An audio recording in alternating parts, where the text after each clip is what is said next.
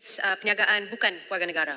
Jadi sambil membuat rakaman video dan sebagainya supaya ia viral dan jadi pihak-pihak ini dianggap sebagai hero masyarakat. Mereka sudah pun berada di sini. Apa yang tak berubah? Mereka manusia.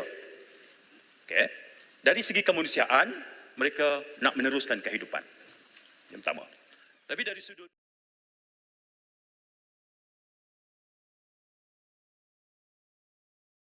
Isu mengenai serbuan ke atas pendatang asing tanpa izin pada hari ketiga persidangan Dewan Rakyat, Wigana Batirau daripada PS Kelang membangkitkan mengenai senario yang didakwanya berlaku di Kelang. Melalui waktu pertanyaan-pertanyaan menteri, beliau memohon penjelasan Kementerian Dalam Negeri KDN selepas mendakwa penduduk Kelang masih kurang berpuas hati terhadap hasil serbuan ke atas lubuk parti di kawasan pedalaman Kelang. Berikutan jumlahnya masih tinggi. Beliau turut mempersoalkan mengenai serbuan dilakukan pihak berkuasa dengan mendakwa selepas lokasi tertentu digempur pada waktu pagi, situasi kembali meriah seperti biasa pada sebelah petang. Menteri Dalam Negeri Dato' Sri Saifuddin Nasution Ismail menjelaskan perkara itu berkata, ketika ini jumlah pekerja asing yang sah dalam negara direkodkan seramai 1.2 juta. Bila buat serbuan dan tangkap, perkara pertama yang kita buat adalah pemeriksaan. Ada yang tiada dokumen, overstay atau salah guna pas. Ada juga yang ada dokumen sah. Rekod kita sekarang, bagi setiap 100 tangkapan dilakukan, kita dapat yang tak lengkap, overstay, langgar atau salah guna pas sekitar 20%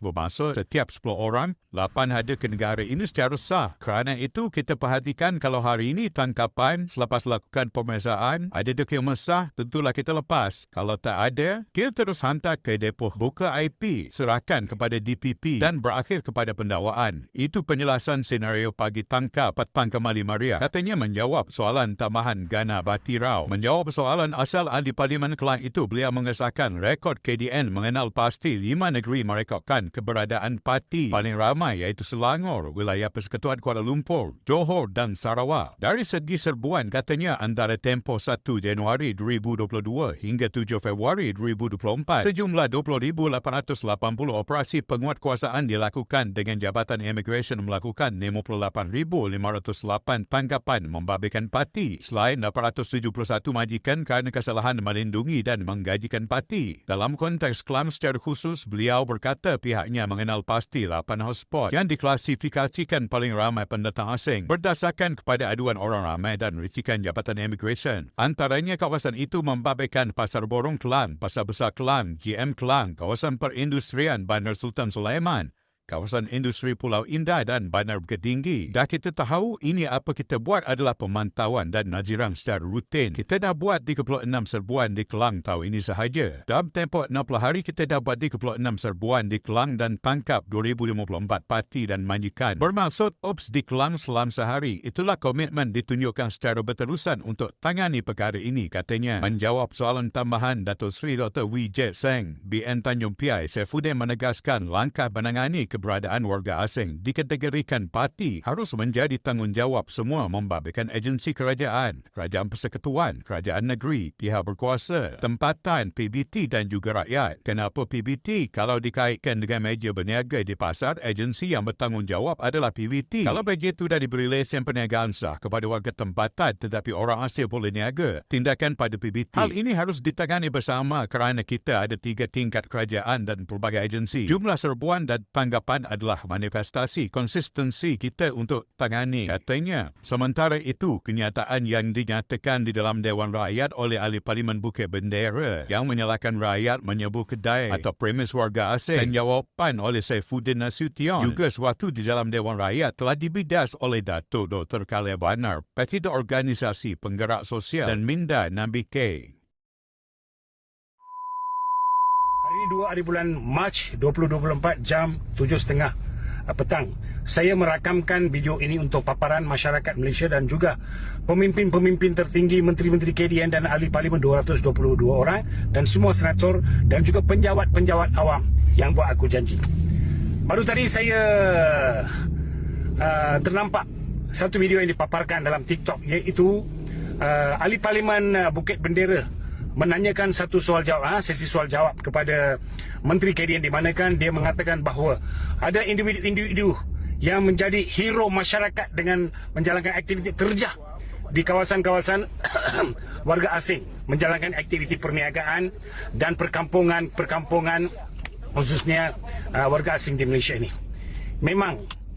Memang masyarakat Malaysia menerima kami beberapa individu sebagai hero masyarakat kerana kami tidak mendapat sebarang imbuhan daripada masyarakat dan juga daripada mana-mana pihak ataupun kerajaan. Kerana kami menjalankan kerja, saya menjalankan kerja di kawasan-kawasan lambakan warga asing adalah demi negara ini tak hancur di masa hadapan, di mana warga asing mencabar kredibiliti penjawat awam dan juga pimpinan negara ini dan masyarakat Malaysia. Mereka berleluasa bermaharajalela menjalankan apa juga perniagaan tanpa mempunyai dokumen lesen yang sah, dokumen perjalanan yang sah, dan mereka mencabar PBT, pihak berkuasa tempatan. Mereka mencabar immigration, mereka mencabar polis di seluruh negara. Lambakan warga asing ini mencabar kredibiliti mereka dan juga komitmen mereka bersungguh-sungguh. Istilah mereka menggugut ekonomi negara ini. Seorang penjajah nasi lemak masyarakat Malaysia mempunyai kad pengenalan dia buat menjalankan perniagaan nasi lemak, ditangkap, disita barangnya oleh PBT. Dan diberi saman juga. Tetapi warga asing menjalankan perniagaan, ini seumpama saya percaya, menjalankan perniagaan, dia letak meja, dia jual apa juga dia jual, dia tidak mempunyai lesen yang sah, tidak mempunyai dokumen yang sah, maka saman tidak boleh diberikan. Dan macam mana dia boleh menjalankan perniagaan? So ini adalah satu soal di mana saya menjalankan kerja ini supaya pihak berkuasa dapat mengidentifikan kawasan itu dan menjalankan tugas mereka menguatkuasakan undang-undang yang termaktub. Maka menteri pula dia menjawab, dia dari dasar peri kemanusiaan. Jangan mengatakan dasar peri kemanusiaan lah menteri. Kita memang ada dasar peri kemanusiaan, kita manusia. Binatang pun kita jaga baik-baik, kucing, anjing semua pun di Malaysia kita jaga baik. Ada 1-2 individu juga. Tapi kalau kita mengutamakan dasar peri kemanusiaan, maka mana pergi ni kredibiliti undang-undang? Orang Malaysia, dia bukan dasar peri kemanusiaan ke? Dia disaman, barang disita, rampas, dia jual ais pun PBT rampas. Itu bukan dasar peri kemanusiaan. Kalau kita utamakan dasar peri kemanusiaan, kita bantu Palestin dari segi kewan, itu adalah dasar peri kemanusiaan. Tetapi di sini pula mereka mencabar, warga asing mencabar kredibiliti kita. Mereka mengeluarkan video-video mengatakan satu hari nanti mereka akan jadi Perdana Menteri lah itulah ini. Sebab mereka tahu kelonggaran di kuasa, di negara, kelonggaran undang-undang di negara ini. Maka tepuk dadah, tanyalah selera. Kuman di nun jauh nampak, gajah di depan mata tak nampak seumpamanya. Maka menteri, ahli parlimen, menteri KDN, Perdana Menteri, ahli parlimen, senator, penjawat awam, semuanya harus bertindak. Saya akan menjalankan kerja, lebih banyak kerja supaya sebagai anak Malaysia yang mempunyai kad pengenalan yang sah, mengikut perlembagaan persekutuan, saya berhak menjalankan kerja. Turun, saya tanpa kacau siapa-siapa untuk menonjolkan kepada masyarakat dan kerajaan apa yang berlaku demi negara ini. Daulat tuanku, daulat tuanku, daulat tuanku. Sekian, Datuk Dr. Kalaiwanar.